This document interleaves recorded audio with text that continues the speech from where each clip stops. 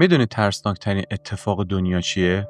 این نیست که صدای پا بشنوی وقتی کسی اونجا نیست، یا سایه ببینی که نباید باشه.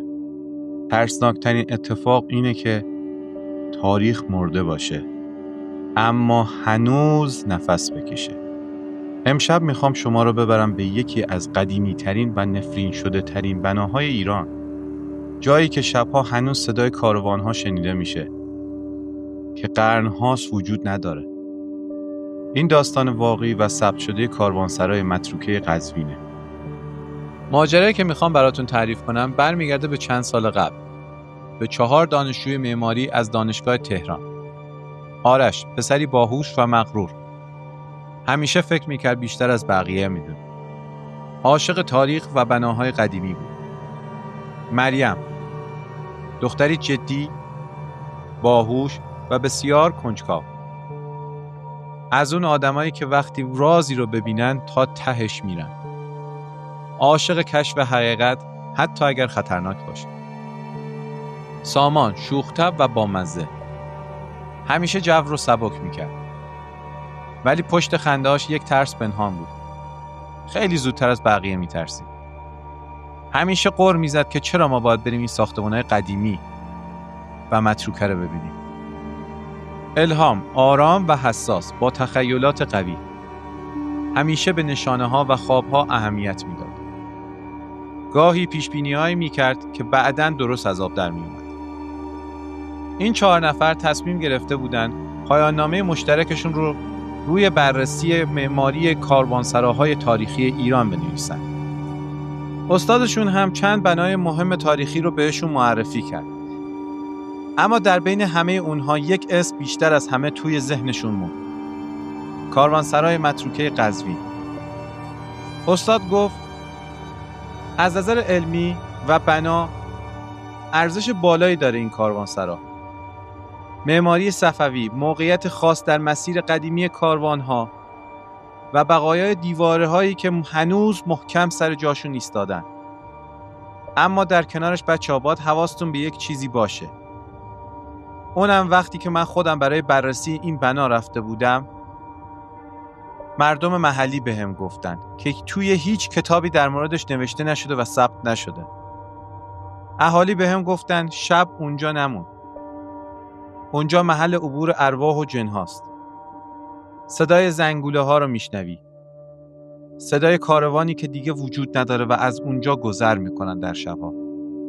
اما این حرفا برای 4 دانشجوی قصه ما به جز خرافات چیزی نبود. اونها دنبال حقیقت بودن، دنبال ماجراجویی و شاید کمی هم دنبال اثبات شجاعت خودشون. آرش با خنده گفت چه موقعیتی بهتر از این؟ هم پایان‌نامه‌مون رو جلو میبریم، هم نشون میدیم همه این داستان‌ها فقط خرافاته. خیالتون راحت بچه‌ها. و همین شد که بار سفر رو بستن، دوربین، دفترچه یادداشت و وسایل اندازه‌گیریشون رو جمع کردن و راهی قزوین شدن. راهی سفری شدن که قرار بود برای همیشه توی ذهنشون حک بشه. صبح روز بعد بچه‌ها طبق قراری که داشتن در ترمینال جمع شدن و به سمت قزوین حرکت کردند. وقتی که به قزوین رسیدند، به دنبال ماشینی برای رفتن به کاروانسرای قدیمی بودند. وقتی که مردم محلی فهمیدند آنها به سمت کاروانسرای قدیمی می روند، رو به آنها کردند و آنها را نصیحت کردند و بهشون هشدار دادند. یکی از محلی ها به آنها گفت اونجا محل عبور ارواح و جن هاست. شب که میشه صدای زنگوله ها و کاروان های قدیمی رو میشنویم. خیلی ها رفتن ولی دیگه مثل قبل برنگشتن. لطفاً به اونجا نرین. اگرم رفتین قبل از تاریکی هوا برگردین. اما برای دانشجوها اینها فقط خرافات به نظر میرسید. بعد از یک جاده خاکی طولانی به ویرانه عظیم کاروانسرا رسیدند. دیوارها هنوز استوار بودند، اما زخم خورده از زمان. بخشی از سقف‌ها فرو ریخته بود و دروازه چوبی بزرگ مثل دهان یک هیولا به سمتشان باز شده بود. وقتی پا گذاشتند داخل، نسیم سردی وزید. حیاط مرکزی وسیع با طاق‌نماها و حجره‌های تاریک در اطراف. صدای بال زدن پرنده‌های ناشناخته در سقف پیچیده و سامان بلا فاصله پرید عقب. مریم مشغول ثبت جزئیات شد. آرش به معماری ستون‌ها خیره شده بود. الهام آهسته گفت اینجا خیلی سنگینه. انگار هنوز کسی توی این حجره‌ها زندگی میکنه. سامان خندید. نه دیگه، ارواح اینجا مستاجرن. کرایه نمیدن ولی میمونن. با این حال حتی خودش هم نگاهش رو از سایه‌های تاریک بر نمی‌داشت. بعد از یک روز طولانی اندازه‌گیری و عکاسی تصمیم گرفتن شب رو همونجا توی کاروانسرای متروکه بمونن. خورشید آخرین پرتوهاشو از پشت دیوارهای نیمه خراب انداخت و حیاط بزرگ کاروانسرا در سایه ارغوانی غروب فرو رفت. باد از لای طاق‌ها می‌وزید و گرد و خاک را مثل پرده سیاه دور تا دور حیاط می‌چرخاند. آرش گفت چه موقعیتی بهتر از این؟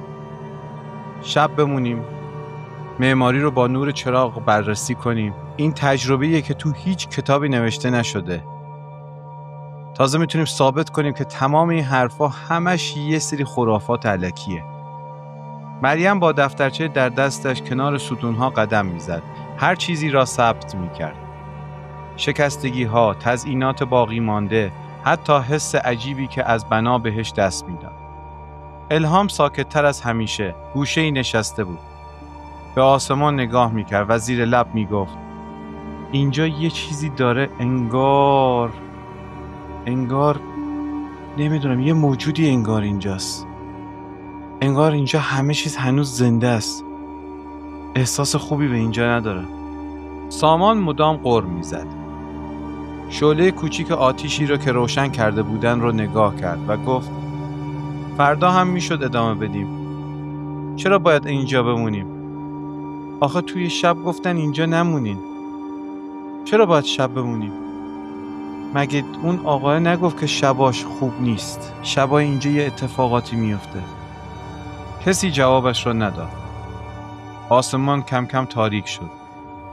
صدای شب پر شد از وزش باد و خشخش علف‌های خشک اطراف. فقط نور لرزان آتیش بود که به دیوارهای بلند کاروانسرا می‌خورد و سایه‌های دراز و کج و موجی درست می‌کرد که بر روی دیوار می‌افتادند. ساعت حدود 9 بود. هوا سردتر می‌شد. 4 نفر دور آتش نشسته بودند. سامان سعی می‌کرد با شوخی جو رو سبک کنه، ولی دستهاش بی‌وقفه می‌لرزیدند. الهام یهو گفت حس می‌کنید انگار اینجا خیلی شلوغه، ولی فقط ما 4 تا هستیم، تنهاییم. شما این حس نداری؟ مریم ابروش را در هم کشید و نوشت احساس حضور دیگران در فضا قابل توضیح علمی نیست. آرش با خنده مسخره کرد و گفت باز شروع شد. این همش تلقینه بابا، بی خیال. ولی حتی اون هم چند بار ناخودآگاه برگشت پشت سرش را نگاه کرد. ساعت گذشت.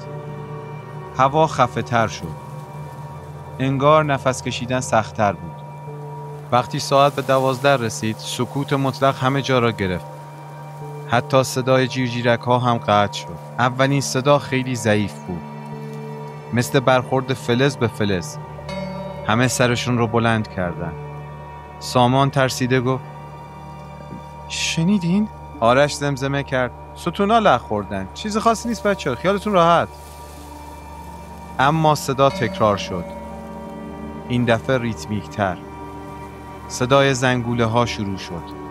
الهام نفسش برید و گفت کاروان داره میاد. و بعد صدای سم اسب‌ها روی سنگ فرش ها پیچید. منظم، آهسته. تق تق تق تق. 4 نفر مبهوت به انتهای تاریکی حیاط خیره شدند. اونجا سایه هایی ظاهر شدند.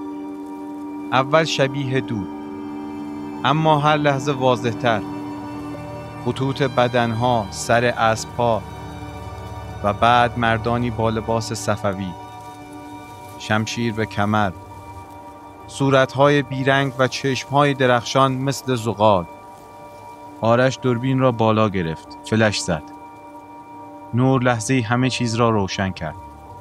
روی نمایشگر تصویر واضح‌تر بود. کاروانی از مردگان، صف کشیده کنار دیوار، چشم دوخته به آنها. سامان جیغ کشید. اینجا بمونیم میمیریم. اما وقتی به سمت دروازه دویدند صدای مهیبی آمد. درب بزرگ با ضربه‌ای نامرئی بسته شد. باد شدیدی وزید. آتش خاموش شد. تاریکی کامل فضا را گرفت. صدایی در فضا پیچید. صدای زنی آرام و کشدار که آنها را صدا می‌زد. آرش، مریم، سامان، الهام لرزید. اشک توی چشمهاش جمع شد. این صدای مامانمه. ولی مامانم سالهاست که مرده. سایه ها جلوتر آمدن. یکی از آنها چهره‌ای آشنا داشت. خود الهام بود. اما پیرتر، با صورتی خالی و بیروح. سامان فریاد زد. چراغ قوه را پرت کرد و خاموش شد. حالا فقط صدای نفس‌های لرزانشان بود و سم اسب‌هایی که دورشان می‌چرخید. دیوارها شروع کردند به زمزمه با زبانی نامفهوم شبیه دعا. مریم با دست‌های لرزان داخل دفترچه نوشت. آنها دعا می‌خوانند. انگار قربانی می‌خوانند. یک سایه به سامان نزدیک شد. چیزی داخل گوش سامان زمزمه کرد. او جیغ کشید و روی زمین افتاد. آرش خواست کمکش کند.